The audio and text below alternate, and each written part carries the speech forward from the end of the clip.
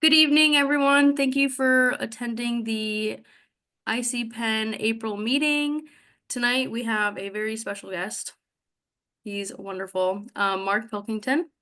And tonight he's going to be talking about credentialing and pharmacy profiles. So, Mark, it's off to you. Why, thank you, Lauren. I appreciate the opportunity to speak with you all. And some of you may know that I call my hometown Chicago. So I went to college at U of I, Chicago. So I'm a pharmacist from Chicago by way of a lot of other places. Right now I live just north of Phoenix in Arizona, where it's a nice, cool, about 82 degrees here today. So we're having a great, beautiful day. And I lead a company called Pharmacy Profiles. And if you've not heard of Pharmacy Profiles, let me show you my screen so you can see some of the information I have to share. Pharmacy Profiles is a credentials verification organization. We are certified by NCQA as a credentials verification organization for pharmacists. We're the only credentials verification organization solely for pharmacists. We were built by the American Pharmacists Association. We were created in 2017 and launched in 2018, especially for the purpose of capturing credentials for pharmacists, because the American Pharmacists Association leadership saw back in probably 2011, 2012, that if pharmacists are going to be viewed as healthcare professionals, as we've all been attempting to get the state and federal laws changed to recognize us as healthcare professionals, we have to expect to be handled much like the medical community does when they try to bill a medical benefit. So we're talking about billing a medical benefit versus the pharmacy benefit, which we're all used to. And so APHA created Pharmacy Profiles expressly for the purpose of capturing pharmacist credentials and providing them to health plans as health plans attempt to enroll pharmacists as providers in their provider networks. So what I've got to present here, Lauren, is a set of slides that talks about how pharmacists engage health plans. So what we've learned over the last couple of years is one of the struggles that I think we have as pharmacists is we're very used to how prescription drugs are processed by PBMs. But we're talking about submitting medical claims to insurance companies, and that process is completely different. And so what I was hearing from our colleagues around the country is frustration with, how come, I bill a health plan and they reject me, I'm not in network, I don't have a contract, how do I get a contract? All of these issues frustrating pharmacists because they don't understand the end-to-end process for how do pharmacists engage with health plans. And so that's what I want to try to do. And I would love to have you ask questions. The folks, you can send them through the system, or you can just stop me and ask a question. I can see the messages, so if you have a message, just go ahead and submit it. So can you guys see my plan, my screen okay? Okay, so this is a schematic that we put together at Pharmacy Profiles to explain how we fit into the process for medical billing. But what it does is explains the medical billing process in general, so that we can kind of walk you through this process and have you understand it. If you really want to see this in more detail, you can go to our website, which is at the bottom there, pharmacyprofiles.com. And on that website, on the landing page, if you go about 3/4 the way down, there is how it works. There's a video. We created an animated video. It's a 5-minute animated video that takes this schematic and just animates it and helps walk you through this process. So if you don't capture it here, take a screenshot if you want to. I'm okay with that. But if you don't capture it here, you can go to our pharmacyprofiles.com website and you'll get this in an animated fashion. Also on the screen, you can see up there, if you do get these slides, Lauren, you click on that, and that is a link directly to the animation. So let's walk through this process as we see it and how pieces fit together in the market. So on the left-hand side, you can see sort of the antecedents, the things that have to exist in the marketplace before a pharmacy and a pharmacist can even engage. So first of all, you have to have patients. You have to have not just patients that could use your service, but sufficient number of patients to have critical mass for you to make the investment in being in the healthcare business, being in the patient care services business. So you have to have the patients. Secondly, you have to look at your pharmacy workflow and make sure that your pharmacy is set up to take care of patients. Most of you are probably way past that. That's why you're part of CPSN, because you've already made that fundamental commitment to changing your workflow, flip the pharmacy and all of that. And then the third antecedent, the third requirement is you have to have pharmacists in your store, in your pharmacy, that have the competencies, that have the credentials, that are trained to deliver whatever service it is that you want to offer a health plan. So those are the three things that have to already exist before you even attempt to get into this business. Make sense? So then there's two verticals. There's one that we call the health plan enrollment process, and then there's the network services. So the first four steps for getting engaged in a health plan is you have to identify a health plan that will allow you to enroll as a provider. So this is all about enrolling in the health plan's provider network.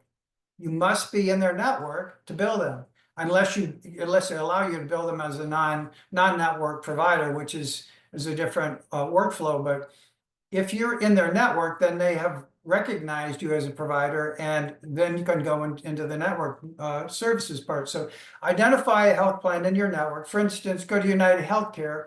United Healthcare's does allow pharmacists to enroll in their provider networks. You go to their provider network enrollment page, and they literally say pharmacists can enroll. You go in there, and then step two.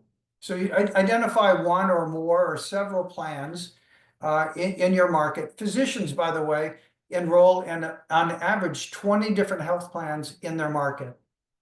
We're predicting that pharmacists will be able to enroll in about 5.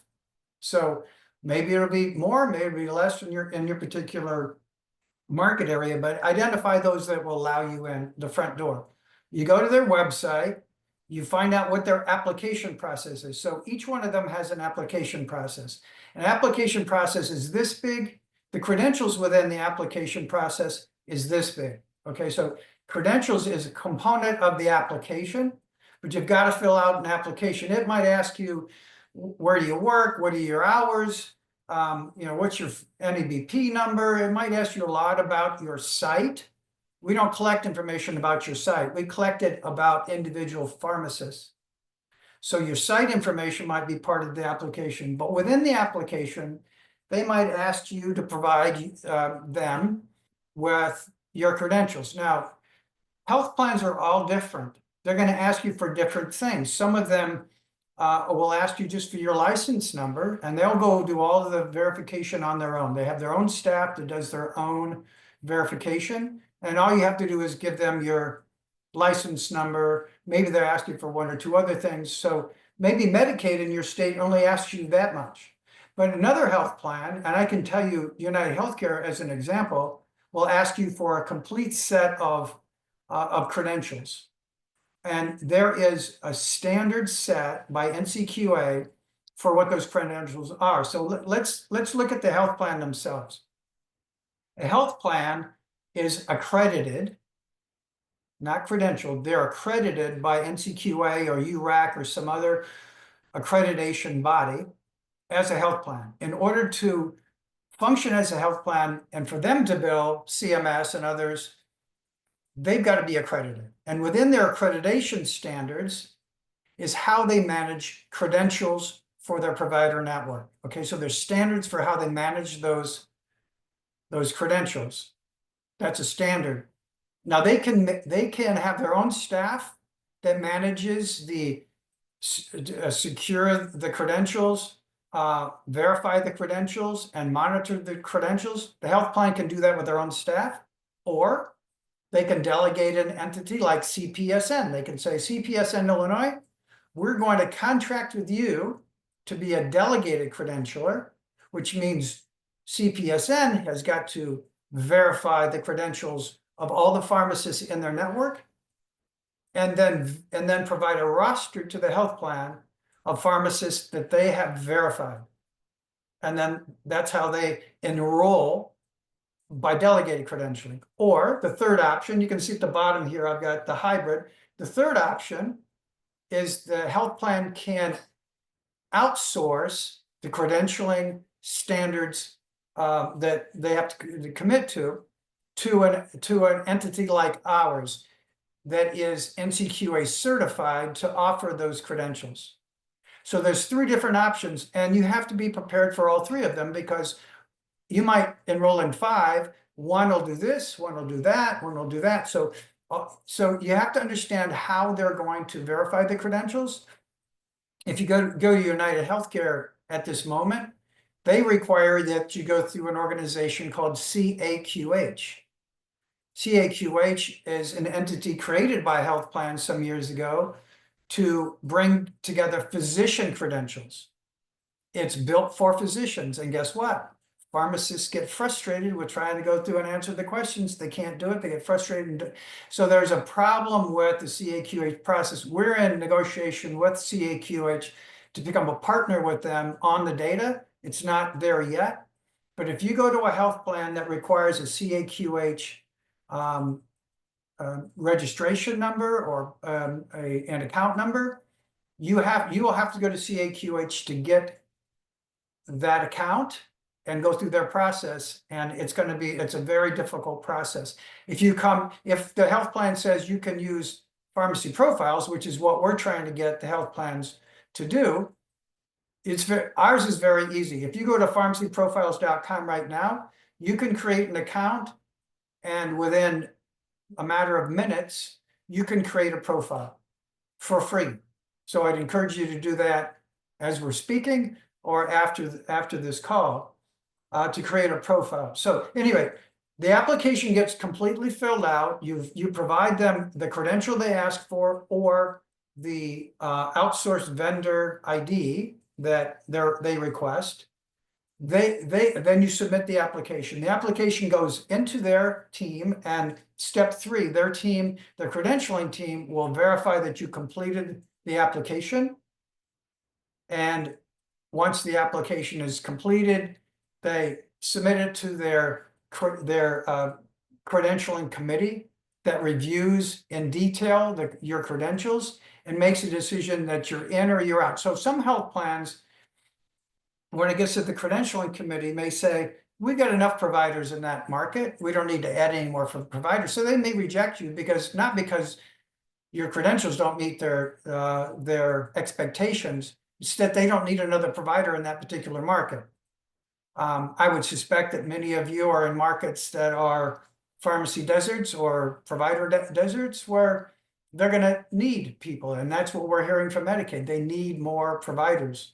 So, but anyway, just understand that you could get accepted or rejected at that point, even though you've complied with everything they've asked for. So does that make sense before I go on? Yeah. Okay. So the next bucket is a lot of what CPSN is going to be doing for you. The CPSN USA has contracted with Pharmacy Profiles to be their source of verified data for your pharmacies in your network. So you can access that contract through CPSN USA, and we'll provide you a stream of credentials verification data on your population. And we can talk about how you implement that. We're right now in the implementation phase with Pennsylvania. We've just begun the discussions with Texas. California is in the queue, and you guys are now having this conversation. So that's how you all relate to us. we provide you a set of data, and you're able to then certainly inventory the talents of all the pharmacists in your network, but also potentially respond to individual applications that the health plan might have, or even the delegated credentialing authority if they give that to you. And if they're looking for a hybrid, you certainly could refer them to us, and we would contract directly with them, and then you would we would sort of bypass you. So the next vertical is the network services. We don't do anything 5 through 8. Pharmacy profiles certainly can help make introductions and have conversations, but we don't do any direct contracting with health plans for patient care services. We do contract with health plans for credentials. If they want to buy the credentials directly from us, we have a product. It's called a credentialing application that they get it from us, that we verify data, monitor data, and so forth. So, but we don't contract to provide any patient care services. That's what CPSN does. So you all would contract with a health plan. It's important to differentiate how health plans work with providers that are in their provider network. In the physician example, they don't typically contract directly with individual physicians. They contract with the clinic or the office that physician works in. So understand, when you're contracting, they're probably going to be contracting at the NPI 2 level. NPI 1 is the individual pharmacist. NPI 2 is the location that they're practicing. So likely you're going to be contracting at your pharmacy level, or your pharmacy corporation level, or CPSN level that will contract on behalf of all of you. But they don't typically contract with individuals. They contract with an entity. And then you go into documentation and the billing steps. Documentation will be driven by the health plan. They will define in your contract what they expect you to capture, what level of patient interaction they're expecting you to capture. Maybe it will be simply that you did a service and you submit a CPT code or whatever it is. However, Lauren, they work the codes, that'll be defined by your contract and how much documentation. Now, you may want to have yes. Did you have a question? It looks like there's a question in the chat. It says, is this also for pharmacy technicians or just pharmacists? Good question. Good question. Pharmacy Profiles is now open to student pharmacists and pharmacy technicians. So pharmacy technicians and student pharmacists, as long as you've got an e-profile number, so which means an NABP e-profile number, you can come in the front door and claim your own profile. So you can, just like I was saying, go to pharmacyprofiles.com and register, get an account, then get a profile. If you have an e-profile number as a technician, yes, you can. Now, enrolling in health plans is gonna be, whether a technician is enrolled in a health plan will be up to the health plan. We're fighting right now to get pharmacists enrolled as providers. But if a health plan wants to allow a pharmacy technician to be enrolled, for instance, to provide immunizations or some sort of public health service that they're qualified to provide, whatever it is they're qualified to provide, if the health plan allows them to enroll, then they would go the same direction as a pharmacist. We have not talked with any health plans about enrolling technicians yet. I hope that answers the question. So technicians can get a profile, but it'll be dependent on the health plan about whether they can enroll. That doesn't mean they can't provide the services. It's just they won't be enrolled. And when the bill goes in, then the bill will be driven by likely the pharmacist that's involved with the technician practice. So then documentation is defined. Billing also will be driven by the health plan policy. So they will tell you what they will and won't pay for. Some states have passed laws where there is a requirement of parity. So the expectation will be that billing will be open to pharmacists, much like they're doing with physicians. Now, it might also not be, you know, a one-to-one payment for the service, but that's, you know, that depends on how the health plan views this. And then the last bucket is receivables. It's really important to understand that patient care services billed to a medical benefit will not be paid like a PBM pays or even verifies that they're paying for a prescription drug. You know, PBMs, notwithstanding what they pay, but the process they use to adjudicate a claim is like an ATM, as you all know, like an ATM. You put it in, it goes in, it comes back, and they tell you what they're going to pay. How quickly they pay is another matter, but as you no doubt, if you've ever been part of you've gotten your own medical services, you might not get an explanation of benefits from your insurance company for 6 months after you had the service, or maybe more. And that's because the payments for medical billing can take a considerable amount of time just to process the bill. And then there might be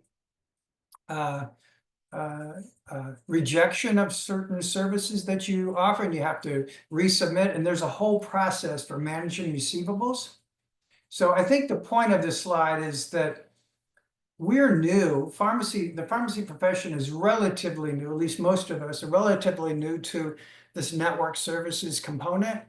The contracting, SOPs, documenting, billing, and receivable, some of those are new services for us, and we have to potentially find vendors that will help support these pieces of our business. Maybe a vendor can do it all, but my point is these are all new services that pharmacists are going to need to wrestle with and figure out how to execute against. So that's kind of a high level of what we are and how we we plug into step number 2 of this entire process. The reason we put this together and we put the video together is because our involvement in this is irrelevant if all the rest of it causes so much frustration that our colleagues they just give up. They say, I don't know how to enter, so we're not going to.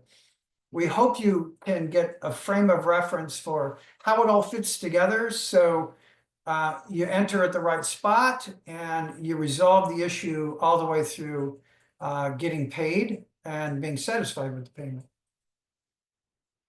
So I will stop there and answer any questions. Happy to go deeper into any of this.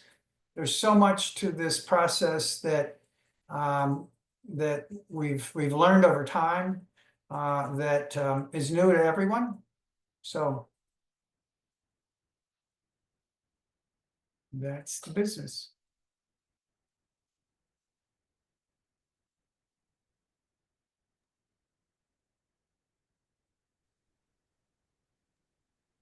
Looks like Rupesh has a question. Yeah. Okay. So Mark, you know, some of us technology-wise are not very good. So when we start working on this, are there help desk numbers that we can call for help as we are going through if we have any questions, or is it all just through looking at the video? Oh, if you're trying to get well, it depends on what part of this you're asking, Rupesh. Related to credentials management, we have a help desk number that's on our website. Okay. So if it's related to completing our profile, yes. If it's related to contracting, documentation, billing, or receivables, that would be Lauren. or CPSN USA or someone, because we don't do any of the network stuff. If you have any questions related to 1 through 4, you can call our help desk. Typically, our help desk is about more transactional stuff. If it's deeper than what they're capable, they'll just take your name and we'll call you back. Did that answer your question, or were you asking it relative to some other part of this? No, I think this is because if I start working on this, if I get stuck somewhere, usually there will be frequently asked questions, and then we have to read those. And I just want to get somebody on the phone, get it done, moving, and then I'm sure Lauren will have to walk me through it. Well, the good news is we've built our product on a very contemporary IT platform that's very intuitive. So if you have a challenge with it, I want to hear about it, first of all, because we built it.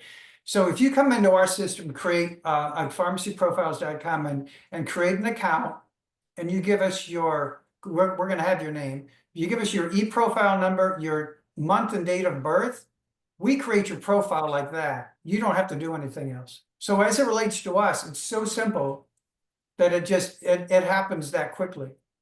Because we have primary data, primary source data that just pulls it in for you. You don't have to create. Now there's some items in there that you can put in yourself that we don't capture, but we've got areas that you can put it in. But in order to create a profile, you shouldn't have any problems.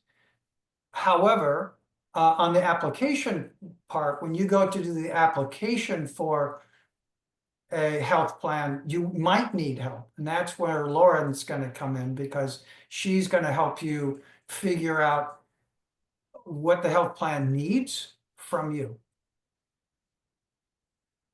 Thank you. You're welcome. And then Harry, did you have a question? I do. I apologize for coming in very late. Have some stuff going on with the store. But anyway, from what I understand with the profile system, does it have integrations with not only pharmacy softwares, but also like e-care plans and anything along those lines to be able to collect data from pharmacies or practitioners who are performing XYZ to be able to build those profiles on their behalf? Or is it more of a collection of credentialing, like licenses, scope of practice, that kind of stuff? It is strictly the latter. It's not integrated with any software system, and frankly, it's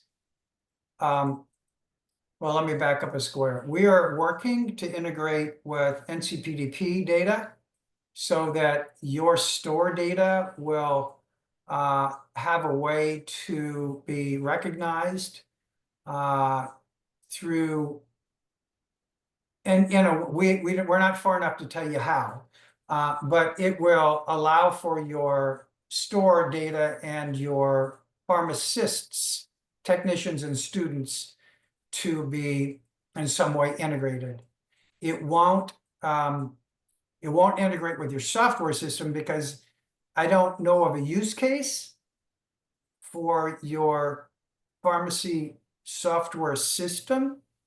If you can think of a use case of why your software system, I suppose what The biggest thing I'm thinking of is licensure management in that licensure realm. management.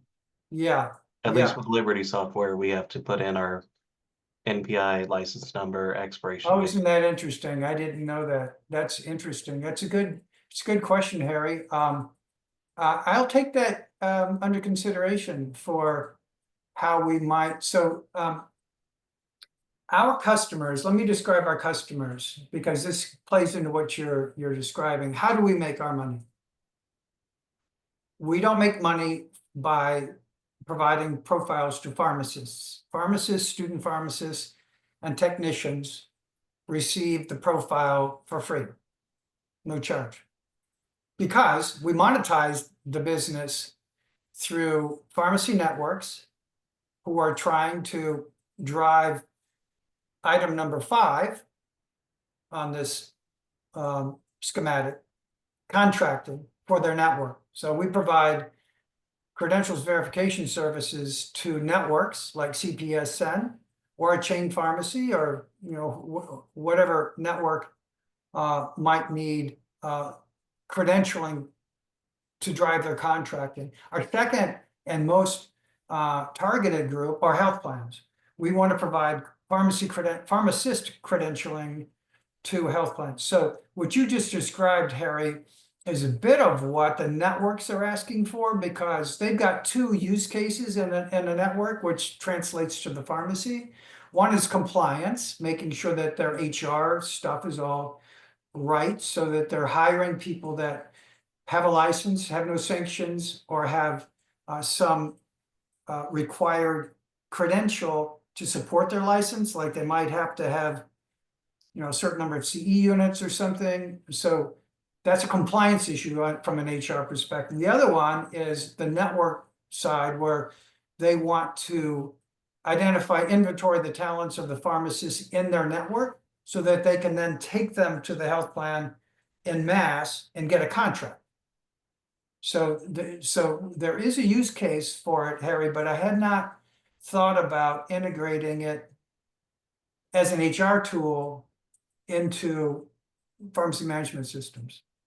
So No worries. And the biggest thing, at least around that to me, is as you'll probably be exposed to other pharmacy owners and such, integrations are key, because the less that one person or more than one person has to touch data, the better ease of use it would be for, allowing ourselves to be able to focus on the services and not on everything in the background before we even start the service. gotcha, understand. You're right about that. Yep, There's a- absolutely. That's why physicians have billing clerks in their offices, because a physician doesn't know they might know a CPT code, but they're not going to know, all of the billing stuff that has to go on to get a medical bill sent. So I gotcha, understand. Lauren, yeah. There's another question in the chat. Will the Oh. billing to the plans for service be under the pharmacy MPI or the pharmacist MPI? Again, we're not billing experts, but here, I'll answer based on what I understand. A medical bill will have both.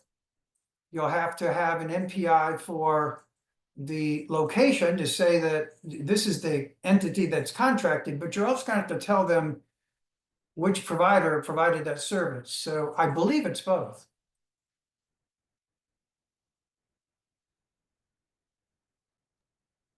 Great, thank you. It is both, but because we're not recognized as providers, it's your NPI of your location and the NPI of the deliverer of the service.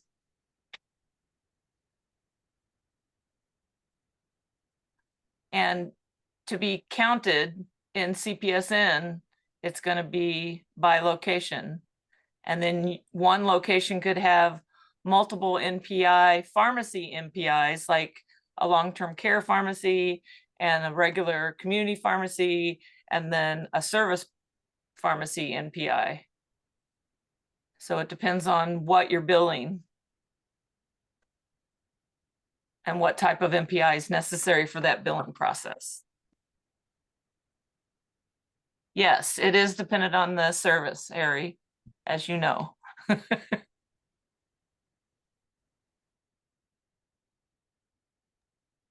Any other questions? I got a comment around the Indiana CPSN. I took that email address and I will email you, JD Faulkner, as soon as possible. And then there's a comment saying, so the payment will come to the pharmacy. In some cases, right now, that's the entity that they are able to to the brick and mortar pharmacy is the entity that is established as the primary billing place. And the provider is the pharmacist or the community health worker or the, for DPP, it would be it could be a pharmacy technician. So, right, exactly. Harry's got it.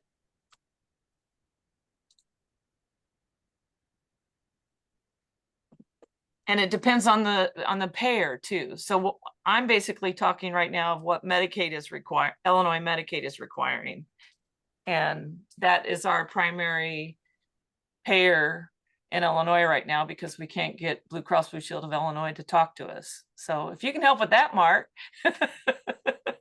Stay tuned, Starlin. Just I stay know there are great things. I'm very excited about Pharmacy Profiles' relationship with CPSN because I just really think that's gonna give us some glue that we need. So Thank you. Harry. So you had mentioned something about the integration with the NCPDP as far as, I'm assuming, Yeah. grabbing the data that we have to attest to every year. Yeah, we haven't gotten into the nitty-gritty of the process flow. Here's our main watch out with our discussion with NCPDP. The membership of NCPDP and if they have access to data and are enabled to leverage community pharmacy like they've leveraged community pharmacy before, we're a little concerned with it. But they are negotiating in good faith, and we're going with our eyes opened. But I think there's a really strong case to have them involved because they've got a level of a deep level of data on each pharmacy that can be brought to bear on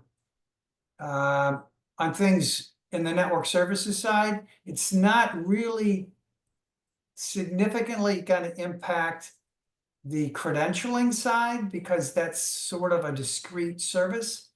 But as it relates to kind of what you said before, Harry, about putting all of these things together, that's where we're going with our conversations with them. And they've been very forthright and very positive, and so those are going well. I can't tell you if or when that's going to happen, but we're looking to bring the two databases together. Okay, so it's more the NCPDB database for attestations that pharmacies do, not so much the data that is generated through NCPDP formats like e-care plans or Correct. prescription data through Correct. switches. And No. It's, yeah, you're right. It's at that sort of more of a demographic or, at the pharmacy data level, not the actual work that you all are doing with them. Okay. Yeah.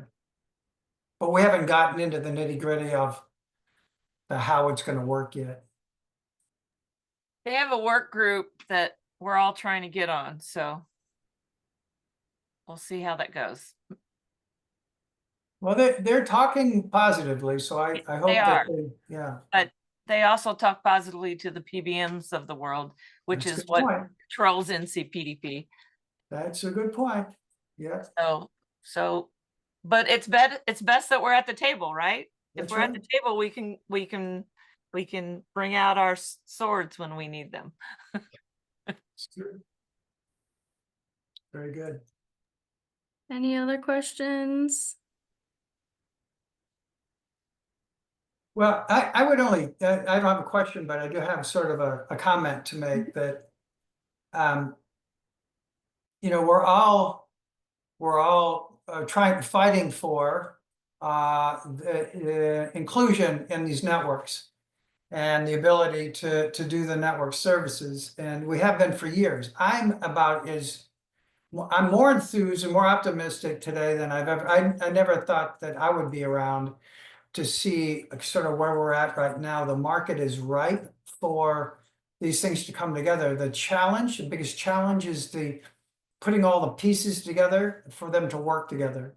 And so, but we're in a good place. We're in a good place. And the way I could see us working with the Illinois CPSN group is if you're talking with a payer that seems to have even slightly an interest, and we can be of help in any way, to sit at the table with you, I hope remotely, because it's a long way to Chicago. I would welcome an invitation to at least represent our piece of this puzzle, to share with them how easy it is to work with us, and we can help them meet their credentialing requirements. So I would just invite you to send me an email and get us involved. Our data is available through CPSN USA. You have to talk with them about how you do that, but we have data that can be provided to you. You want to go ahead and put your email in the chat for people that are on right now? Sure, it's really easy. It's my first name, my first initial, last name, at pharmacyprofiles.com. And to recap, they can make a pharmacy profile for free today. Right. So do we have And that then- link? Say again? Do we have that link? Yeah, it's right here. Oh, sorry, I'm not showing it anymore. It's just pharmacyprofiles.com. And right here. And once you get to that website, up at the top, it says claim a profile, I think is what it says. You click on that, it'll take you to, there's a completely different landing page to create the profile. Let me see if I can bring it up.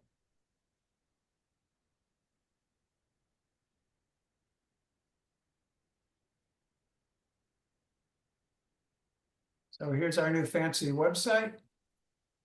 And if you come in and claim a profile up here, it then takes you to the intake place. You just put in your email address, create a password. This creates an account for you. There's a privacy policy here that you might want to read. And then once you've done that, that takes you into a site. I'm going to take you into my site, if it lets me. Oh.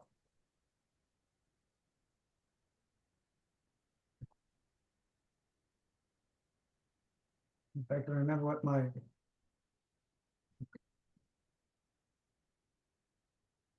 not sure that I remember no, I forgot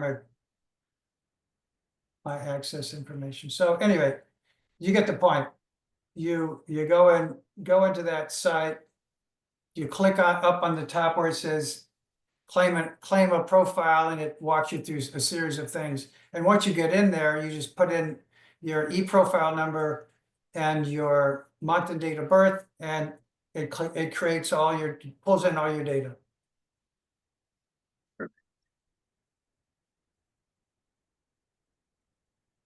Well, thank you for your presentation and talking Thank about you. pharmacy profiles and credentialing and the importance of it and how CPESN USA is tied into it.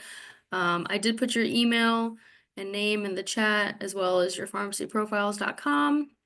And then our next meeting will hopefully be May 27th at 7 p.m. So let me know if you guys have any questions or comments about this. Any feedback is always welcomed. Feel free to email me. And thanks for joining, everyone. And Garth wants Thanks, to everyone. thank you, Mark, for Welcome. attending tonight. He has PBM issues that we're trying to sort out. So that's why I was late as well. So, All but right, well, good luck. yes, we need it. All right. All right. Bye-bye.